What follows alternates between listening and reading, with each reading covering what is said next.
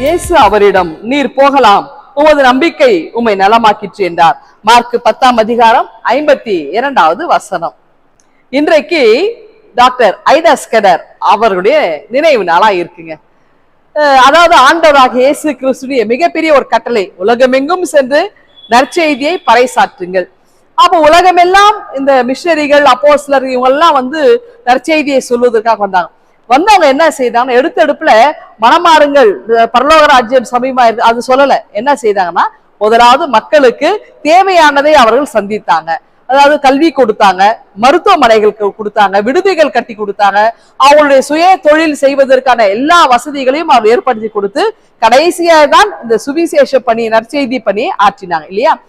அப்படிதாங்க டாக்டர் ஐடா ஸ்கெடர், அவருடைய தகப்பனார் ஸ்கெடர் ஐயா அவங்க டாக்டர் என்ன பண்றாங்கன்னா, இந்தியாவில அவருக்கு பணியாற்றுகிறார். தமிழகத்துல பணியாற்றும் பொழுது குறிப்பா அதிகமா இந்த சுகப்பிரசவத்துக்காக காத்து இருந்த பெண்கள் வராங்க, டாக்டர் கிட்ட வராங்க. ஏன்னா ஃபர்ஸ்ட் அப்பதான் கை வைத்தியெல்லாம் முடிந்து மருத்துவமனைன்னு வரும்பொழுது என்ன செய்யறாங்கன்னா, அங்க இருந்த இஸ்லாம் சகோதரர்கள் என்ன சொன்னா, எங்க வீட்டு பெண்களை நாங்கள் ஆண் ஒரு மருத்துவராய் இருந்து பிரசவத்தை பார்க்க நாங்க அனுமதிக்க மாட்டோம், அவங்க செத்தா கூட பரவாயில்ல அப்படின்னு அவங்க சொல்லிட்டாங்க.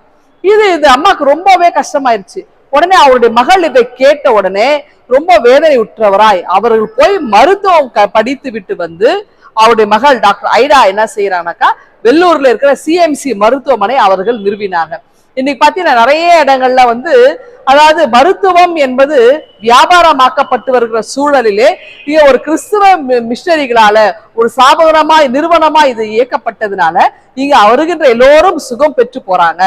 ஏனென்றால் கடவுளுடைய அருள் சிறப்பாய் அங்க இருக்கிறது. அநேகருக்கு, எண்ணற்றவர்களுக்கு ஐடா ஸ்கெடர் அம்மா அவர்கள் தன்னுடைய தியாகத்தினாலே எத்தனையோ உயிர்களை காப்பாற்றினார், எவ்வளோ பேருக்கு நன்மை செய்தார். ஆகவே வெள்ளூர் சிஎம்சி மருத்துவமனை இன்றளவுக்கும் அவருடைய பெருமையை மேலோங்கி கொண்டே இருக்கிறது. அவர் செய்த பணி, அவர் செய்த தியாகத்தை நாம் நினைவு கூறுகின்றோம். இன்னும் எங்கெல்லாம் மருத்துவ தேவைகள் இருக்குது அங்கெல்லாம் இவருடைய பணி தொடர்ந்து செய்து வருகிற அத்தனை மருத்துவர்களை நான் நினைத்து பார்க்கணுங்க. ஏனென்றால் ஆண்டவராக இயேசு கிறிஸ்து பார்த்தீங்கன்னா அவர் சிறந்த ஒரு மருத்துவராக இருந்தார். அவருடைய மினிஸ்ட்ரியில பார்த்தீங்கன்னா அதிகமா இருந்தது இந்த ஹீலிங் மினிஸ்ட்ரி தான். ரொம்ப எல்லா சுகவீனமானவர் எல்லோரும் அதை நாடி வந்தார்கள். இயேசுவை தேடி அத்தனை பேரும் நலம் பெற்று போனார்கள்.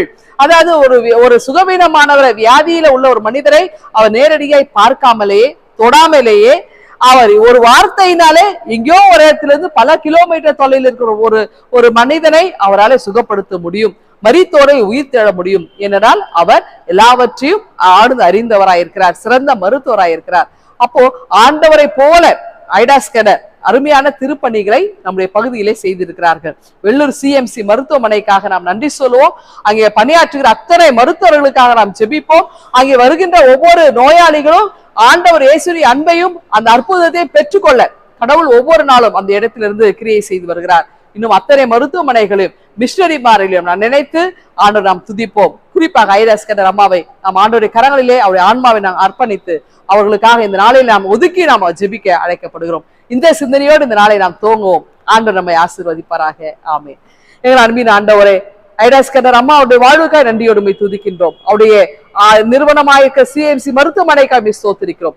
ஆண்டவரே, அவர் வழியாக நாங்கள் பெற்றுக்கொண்ட அனைத்து காரியங்களுக்காக நன்றி சுவாமி. தொடர்ந்து நீங்க ஆசீர்வதிங்க. இயேசுவே ஜெபிக்கிறோம் எங்கள் அன்பின் கடவுளே. ஆமென்.